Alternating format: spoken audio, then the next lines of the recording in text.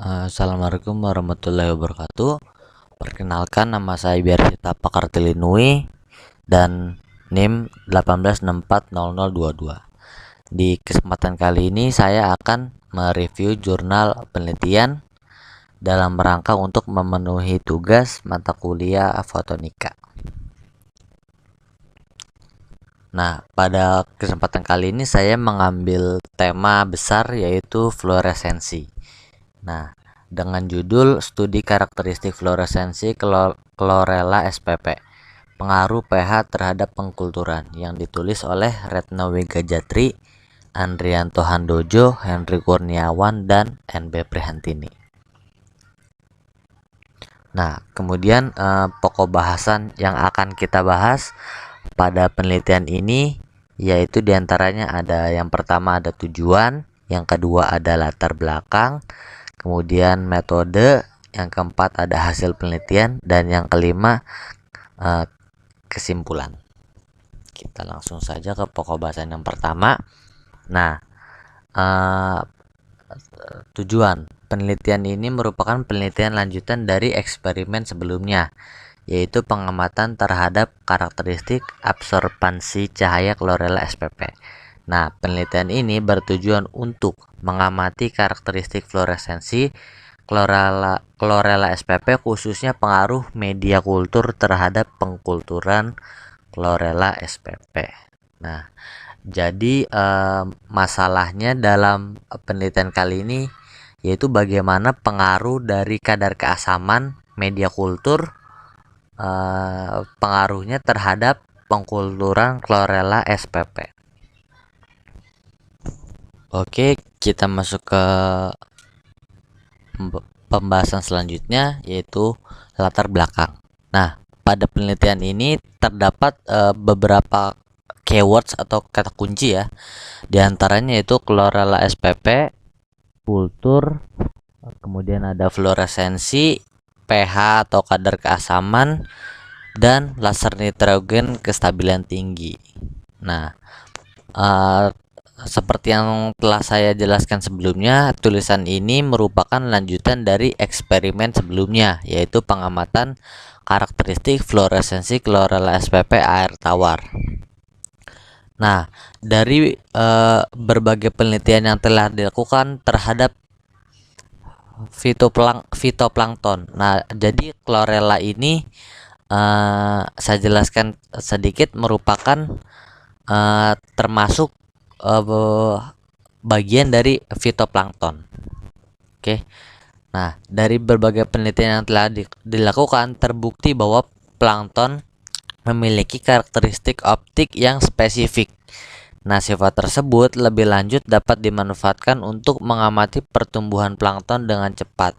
Studi awal tentang hal ini telah dilakukan terhadap plankton lokal Indonesia, yaitu pengamatan terhadap karakteristik absorbansi cahaya Chlorella spp. Nah, penelitian tersebut merupakan koleksi dari Lab Taksonomi Tumbuhan Departemen Biologi FMIPA UI yang dikulturkan di lingkungan UI Depok.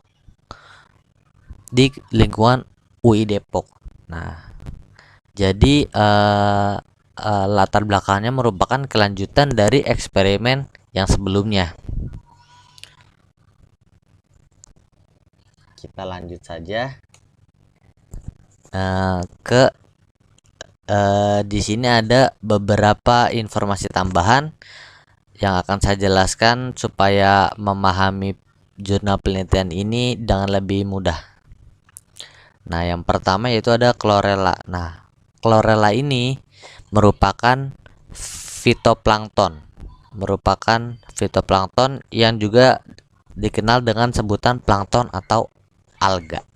Nah, Chlorella ini merupakan tumbuhan tingkat rendah yang banyak terdapat di perairan di Indonesia, baik perairan laut maupun perairan tawar.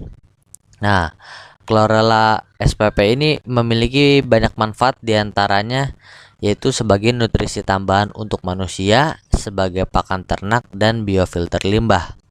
Nah, selain itu, pertumbuhan Chlorella spp ini sangat ditentukan oleh faktor lingkungan, antara lain nutrisi, pH, cahaya, suhu, dan lain-lain. Nah, kemudian kita bisa lihat di gambar yang di kanan. Gambar di kanan ini merupakan gambar kultur chlorella, yaitu perkembangbiakan chlorella menggunakan metode kultur ya. Nah, gambar ini saya ambil dari Google dan bukan merupakan gambar sebenarnya dari penelitian ini. Kita lanjut lagi. Nah, kemudian ada laser nitrogen dan fluoresensi. Nah, laser nitrogen ini adalah gas laser yang beroperasi di rentang kisar antara panjang gelombang ultraviolet, biasanya yaitu 337,1 nanometer, yang menggunakan molekul nitrogen sebagai medium gain, baru kemudian dipompa dengan mengalirkan listrik. Nah, kemudian ada fluoresensi. Fluoresensi ini adalah proses pemancaran radiasi oleh suatu materi setelah tereksitasi oleh berkas cahaya berenergi tinggi. Emisi cahaya terjadi karena proses absorpsi cahaya oleh atom yang mengakibatkan keadaan atom tereksitasi. Keadaan atom yang tereksitasi ini akan kembali ke keadaan semula dengan melepaskan energi yang berupa cahaya, atau prosesnya dikenal deeksitasi.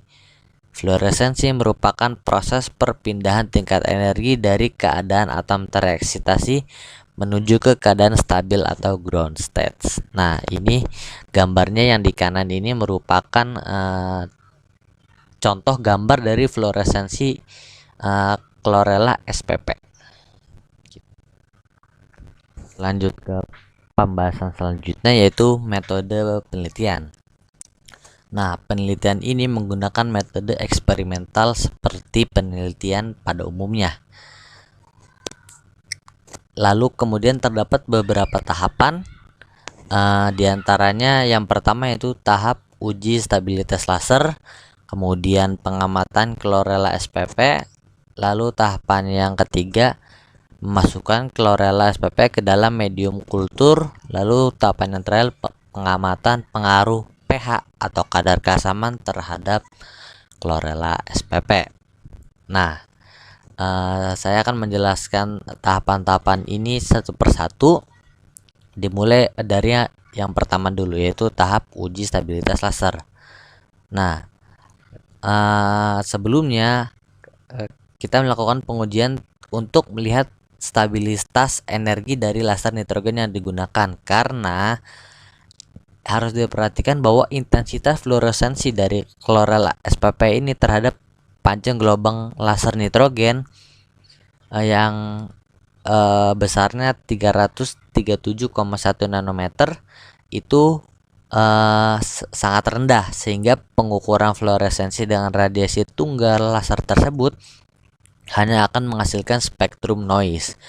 Lalu kemudian dari hasil pengujian didapatkan bahwa stabilitas dari laser nitrogen yang digunakan pada penelitian ini sangat tinggi, dengan fluktuasi energi sekitar 2% lebih baik dibanding laser zat padat yang nilai fluktuasinya lebih dari 3%. Nah, kemudian kita masuk ke tahapan selanjutnya.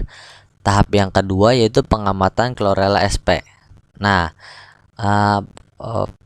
para peneliti melakukan pengamatan chlorella SPP ini melalui mikroskop, dan pada penelitian ini didapatkan bahwa bentuk chlorella SPP ini berbentuk bulat dengan berdiameter 3,47 sampai 7,40 mikrometer.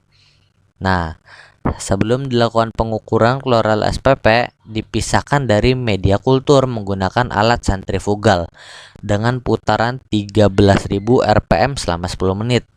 Baru kemudian air kultur tanpa chlorella SPP sejumlah 2,5 ml dimasukkan ke dalam kuvet dari bahan kuarsa. Baru selanjutnya ditembakkan dengan cahaya laser nitrogen yang difokuskan dengan lensa kuarsa berjarak fokus 10 cm pada larutan tersebut. Nah, dengan bantuan serat optik, dengan bantuan serat optik atau gradient index yang berdiameter inti 500 mikrometer yang ditempatkan tegak lurus sumbu cahaya laser emisi fluoresensi yang sebelumnya telah dilakukan pada filter ultraviolet diukur dengan sistem OMA. Nah, baru kemudian kita masuk ke tahapan selanjutnya, yaitu tahapan yang ketiga, memasukkan chlorella ke dalam medium. Nah, langkah berikutnya, secara bertahap chlorella SPP dimasukkan ke dalam medium tersebut dengan berbagai konsentrasi. Nah, hasil spektrum fluoresensi chlorella SPP akan ditampilkan pada gambar nomor 3 nanti. Ntar akan kita tampilkan gambar hasil dari fluoresensinya. Nah, kemudian kita masuk ke tahapan selanjutnya, tahapan yang keempat, yaitu pengamatan pengaruh pH terhadap chlorella SPP. Nah, langkah selanjutnya kita akan mengamati pengaruh pH terhadap chlorella SPP. Nah, persiapannya bagaimana? Persiapannya dilakukan dengan mengkulturkan chlorella SPP pada MET atau medium extract touch dengan menggunakan 6 botol steril yang berbeda. Masing-masing botol diatur pH awalnya yaitu 4, 5, 6, 7, 8, dan 9 dengan cara memberikan larutan HCl 1% dan KOH 1% pada 150 ml larutan kultur tanpa menggunakan larutan penyangga. Baru kemudian ke dalam sel masing-masing tersebut dimasukkan chlorella SPP dengan jumlah yang sama. Jadi setiap botol itu dimasukkan chlorella SPP jumlahnya sama semua, yaitu berjumlah 10⁻⁶ sel per mililiter atau 1 juta sel per mililiter. Jumlah sel dihitung secara langsung dengan menggunakan mikroskop menggunakan hemasitometer dan hand counter. Oke, kita telah selesai membahas metode. Kita akan bahas ke materi selanjutnya. Oke, kita masuk ke tahapan selanjutnya. Nah, ini adalah gambar 3 yang tadi saya sampaikan, yang merupakan hasil spektrum fluoresensi dari chlorella SPP.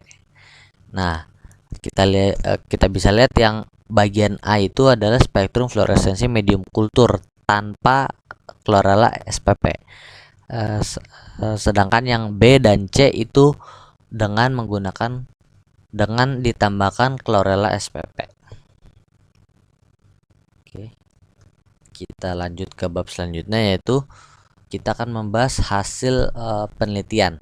Nah, dari hasil pengukuran pada rentang panjang gelombang 660 sampai 720 nanometer didapatkan 2 puncak intensitas, yaitu pada panjang gelombang 674 nanometer dan 687 nanometer.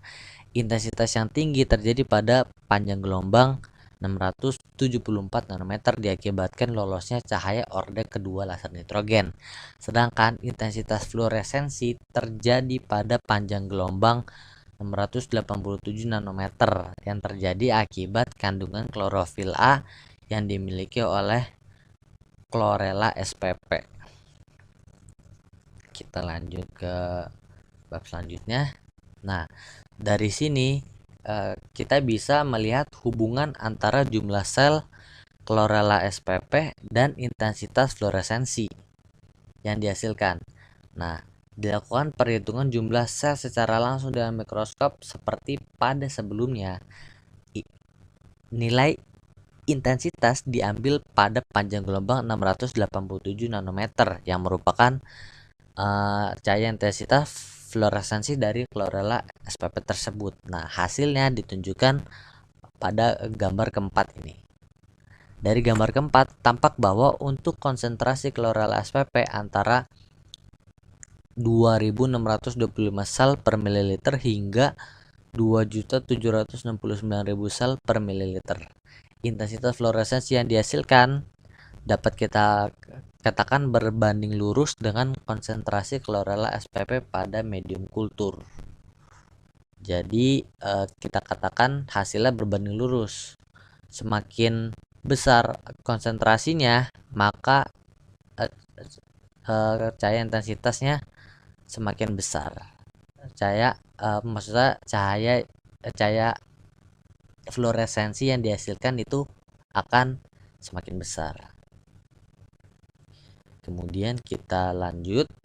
Nah, selanjutnya dilakukan pengamatan pengaruh pH awal kultur terhadap pertumbuhan chlorella SPP dengan mengamati karakteristik fluoresensi yang dihasilkan. Keenam, larutan chlorella SPP berumur 7 hari dan intensitas pada panjang gelombang 687 nanometer yang merupakan panjang gelombang fluoresensinya. Nah, hasil pengamatannya, nah itu ditunjukkan pada gambar ini. Ini adalah gambar 5 ya. Ini kepotong, sebetulnya ada bacanya gambar 5 begitu. Nah, pada gambar 5 ini ditunjukkan bahwa cahaya intensitas fluoresensi yang dihasilkan berbeda-beda untuk masing-masing harga pH awal dan meningkat seiring dengan peningkatan derajat kebebasan pada saat awal kultur. Nah, kemudian kita bisa lihat di sini bahwa nilai intensitas tertinggi pada pengukuran hasil kultur dengan pH awal 9 bersesuaian dengan konsentrasi 20 juta 75 ribu sel per mililiter yang tadi sebelumnya yang ini.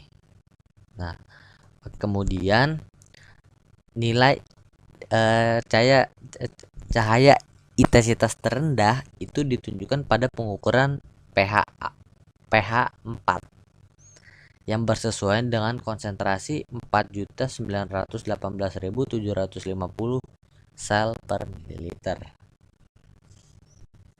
Oke, kemudian kita lanjut ke pembahasan yang terakhir, yaitu kesimpulan. Nah, dari hasil eksperimen yang dilakukan dapat disimpulkan bahwa intensitas fluoresensi chlorella SPP jalur UI Depok dalam air kultur pada panjang gelombang 687 nanometer meningkat secara linear pada konsentrasi 2625 hingga 2.769.000 sel per mililiter. Untuk rentang pH atau kadar keasaman yaitu antara 4 hingga 9, peningkatan derajat kebebasan pada awal kultur meningkatkan intensitas fluoresensi yang terjadi. Artinya, semakin tinggi konsentrasi chlorella SPP yang dihasilkan. Oke, mungkin hanya itu pembahasan review jurnal dari saya. Saya menyadari mungkin masih banyak kesalahan dalam pembahasan kali ini. Kurang lebihnya mohon maaf. Wassalamualaikum warahmatullahi wabarakatuh.